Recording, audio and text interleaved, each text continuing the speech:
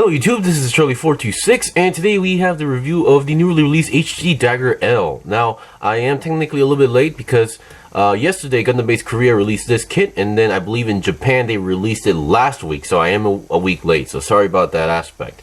And first of all, I would like to mention this is one of the best, or one of the really good grunt mobile suit kits out there I've built in a while. Now, I've always praised about how the gym type kits were in the Gundam Origins line, and then before that, I always praised on how much great the kits were from Gundam Age, especially the aile, the Genoese, Genoese 2, Genoese Custom. Those kits were great. They were fun to build, they had high quality, and now I am getting the same vibes on this kit as well. So first of all, I would like to mention this kit has no stickers. There were no sticker sheets when I got this kit, and everything you see is color separated. Number two, when this kit was announced, a lot of people were kind of worried if this was going to use the C-clip type joints. This thing does not use those joints. These are your typical HG revived standard joints. So the joints are very stable, they're pretty tight, and yeah, overall great articulation. Alright, so let's get on to the review. So first of all, let's go over components. So first of all, what you get, of course, is obviously the mobile suit itself, the HG Dagger L, and hand-wise, you only get two multi-purpose hands, which is one for each left and right. So which is why you don't actually get a separate trigger finger, but you do get a beam rifle. Now, this beam rifle, according to the manual, is a pretty good weapon because it is capable of rapid firing. So yeah. Of course, if you want to attach the beam rifle onto the handle, you have to detach the handguard and then put in the beam rifle into the hand and then close up with the handguard. So that's that. Other than that, on the kit, you also get two beam saber hilts, which are actually on the side skirts, so which is very good.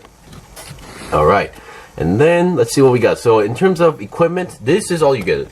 This is a this is a mass production type mobile suit from the Gundam Seed Destiny series. You might have seen it. Which is why it comes in with simple armament, because it doesn't really make sense for a grunt mobile suit to have multiple weapons at once. So number one, here we have the shield. Once again, everything you see here is color separated, up to the point where even recent kits would have a sticker here, or would be just blank. But still, the red section here is color separated, the blue section, white section, everything is color separated. So that is very good.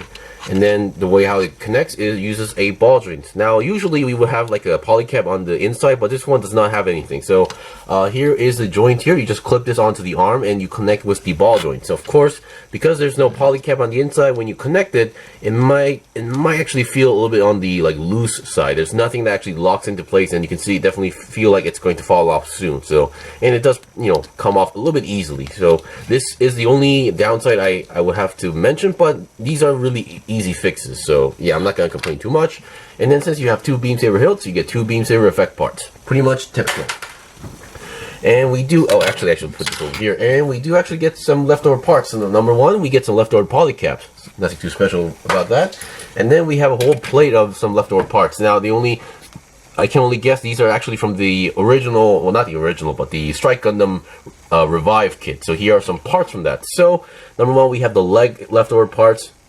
Definitely leg left, and I believe these are for the leg thrusters as well. Here we have the body parts, the front part and the back part here, and then I believe these are also supposed to be on the back or the legs, one of those. Here we have the waist section, the inner frame part, and here I believe are the arm parts as well. So yeah, we do get some leftover parts from the Strike Gundam Revive, but yeah, for those who would love to customize, that's a good thing. Alright, so now let's get on to the review. Now, I'm not going to bring out the previous similar mass production mobile suits that we got recently, such as, for example, the Leo. I'm not gonna bring that out, and then the Windam, I'm not gonna bring that out because these are very different kits. But I would like to mention that you are able to put on the Windam's backpack onto the kit. Even the manual mentions that. Now, I was going to show this, but I cannot find my Windam for some reason. I'm a little bit sorry about that. I have 300 plus kits in my room. I don't keep track of them, so yeah. But I did bring out a aile striker pack, which is from a different kit, but yeah, it's pretty much the same thing. So I will be demonstrating with this as well. But before that, let's get on to the articulation, because I'm pretty sure everybody is interested in those parts as well. And there's something I would like to mention on this kit that the Windam lacked, and that part is the visor. When I first got the Windam, or when it was announced, I was really happy for the fact that we're getting another mass production mobile suit, but The thing that the Windam lacked of all was that I could take in the C-clip type joints. That didn't bother me much. And then there were a good amount of stickers, but they could be all colored pretty easily. That was okay. The thing that I could not stand was the fact that they did not give you a clear plastic visor, but instead they gave you a sticker. I was kind of angry about that, but still, this one they actually give you a clear blue visor. I am really happy for that. So yeah, everything on the head you see, the red, the blue, the white, the gray, everything is color separated. Even the cameras, they're not stickers. The visor here is actually a really large clear piece. So the clear piece actually goes on top, like extends up to the top here, and then also goes all the way to the back. So these are all clear pieces, no stickers used, and there's no stickers even included in the kit. And then here we have the antenna. This one's also a separate piece. There is a safety nub here. I did sand it a little bit, but I think I need to sand it a little bit more as well. So the head articulation can go down that much, up that much, and the 360 is no problem at all because it is connected to a ball joint. So very nice. Now the body build is definitely, the main body build was definitely different. There were some interesting aspects that I never seen in other kits, but it works pretty much. You have a very stable and nice ab crunch going on here, and the joints are pretty stiff at this point, and then you do have a side-to-side movement going on here. There is actually a small piece that kind of allows you to do that there. Of course, pushing that piece inside is a little bit tricky at first, but it works. And then before we go to the shoulders, let's look at the back. So the back is pretty what you expect, a very simple looking back with the extra thruster going on here. And obviously we have a hole here, which is actually meant for the backpack, like from the Windam or the aile striker pack. Now I don't know, well, I don't look, judging by the shoulders, I don't think a aile strike, the sword strike or launcher strike would fit in either way. And I don't think there has ever been a revived version of that. I could be wrong, but yeah. I don't think you can attach anything on the shoulders at this point. Alright, and then let's get the shoulder arm articulation. So obviously they're connected to ball joints, and then we can extend the polycap outside to move out a little bit more. But still, you are able to do a forward and backward movement on the shoulders, very nice. And then you can go to the side more than 90 degrees as well. And then the arm can itself rotate 360 since it's on a ball joint, and then the lower arm can rotate 360 as well.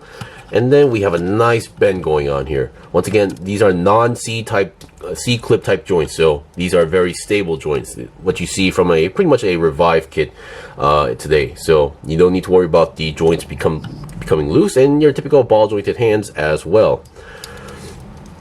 And let's look at the rifle for once, since it's already on the hand. So here is the rifle. This is capable of rapid firing. I guess I assume like most beam rifles are not capable of doing that as well. It's pretty much simple. You snap two pieces together, you put the end barrel there, and then you put this white piece here. So no stickers required as well. I actually really do like this design. It's kind of like a mix between like a standard beam. It's like between a standard beam rifle and a beam spray gun. So it's like a hybrid of those two.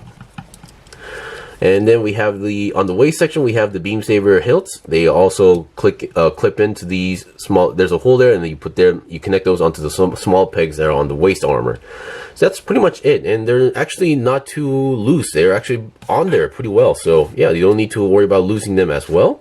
And then the front skirts, they come in a single piece. So they come in a single piece, but you can also divide them because the middle section is a ball joint.